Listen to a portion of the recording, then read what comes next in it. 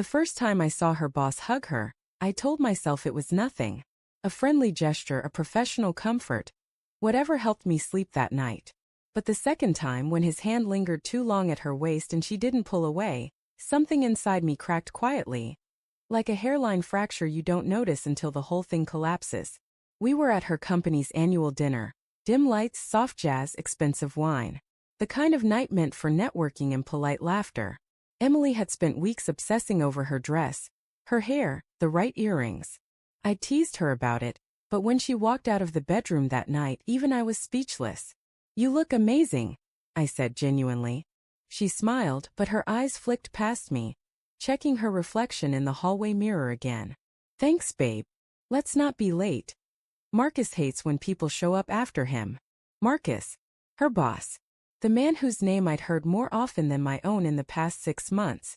The dinner was at the Hilton Ballroom. Round tables dressed in white linen. Laughter echoing off chandeliers. I followed her through the crowd like a shadow, shaking hands with people who barely remembered my name. Emily, though, she was alive there. Bright. Confident. Then he arrived. Marcus. Tall, perfect suit, that kind of smile that felt rehearsed. He saw her before she saw him, and his face lit up. "Emily." He crossed the room, arms wide, pulling her in before I could process it. The hug wasn't quick. It wasn't polite. His hand rested low, too low. She laughed softly, almost shyly, but she didn't stop him. I froze. Every instinct screamed to say something, to step in. But I didn't want to make a scene, not here. So I swallowed it. Pretended to smile. Pretended not to notice that my wife's perfume now lingered on another man's suit. The night blurred after that. I laughed when I was supposed to, nodded through conversations I didn't hear. Emily drifted from table to table, Marcus always close.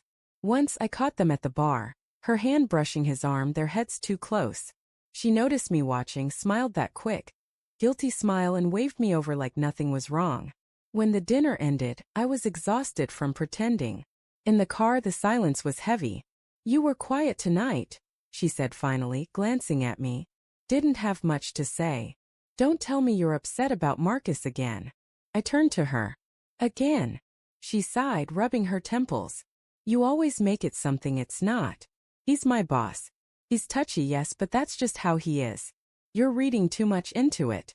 "I'm not reading, Emily. I'm watching."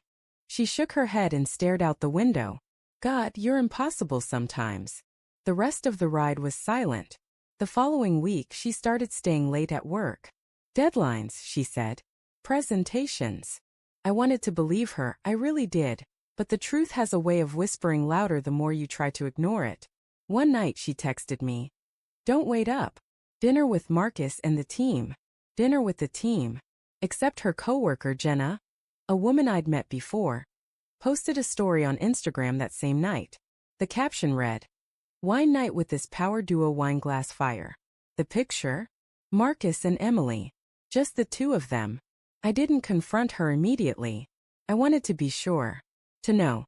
So I waited, quietly collecting the little pieces that didn't fit together. Her phone always face down. The extra effort on her appearance.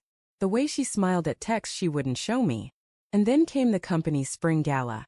A formal event, black tie. Emily was radiant that night, but distant. Like she was there with me, but not really with me. Marcus was there too, of course. Halfway through the evening, while speeches droned on, I saw them step out onto the balcony. I followed, my heart pounding.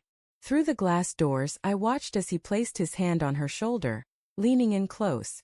She laughed softly, tilting her head just slightly. Then he hugged her. Again. But this time it wasn't casual. His arms wrapped around her in a way no boss should touch an employee. And she didn't move. She just stayed there. Something inside me went quiet. Completely quiet. I didn't storm out or cause a scene. I simply stood, placed my glass on the table, and walked out of the ballroom without a word. When I got home, I packed a small bag, just the essentials. I didn't even know where I was going. I drove aimlessly for hours before pulling into a small motel off the highway. The neon sign flickered like a heartbeat I was trying to outrun. I lay awake all night, staring at the ceiling, replaying everything. Every smile. Every excuse. Every time she told me I was overreacting. By morning I had 17 missed calls. Then 23. Then 47. Her messages were frantic. Where are you? Please call me. It's not what you think. You're scaring me. I didn't respond. When I finally went home the next afternoon, she was waiting at the door, eyes red and swollen. Ethan, she whispered. Please talk to me. I said nothing. Walked past her into the living room. It wasn't what it looked like, she started. He's just a friend. It was stupid, I know, but... Stop. My voice was calm. Too calm. I've heard enough of your excuses. She stepped closer, desperate. I love you, Ethan. I swear nothing happened. I looked at her then, really looked.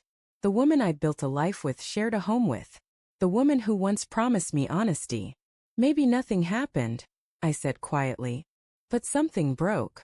Tears filled her eyes. We can fix this. I shook my head. No, Emily. You didn't just betray me. You made me doubt myself.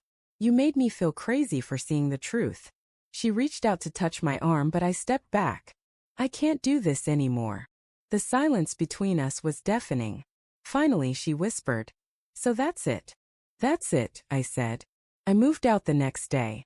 She kept calling for weeks, but I never answered. I didn't hate her, not exactly. Hate would have been easier. What I felt was worse.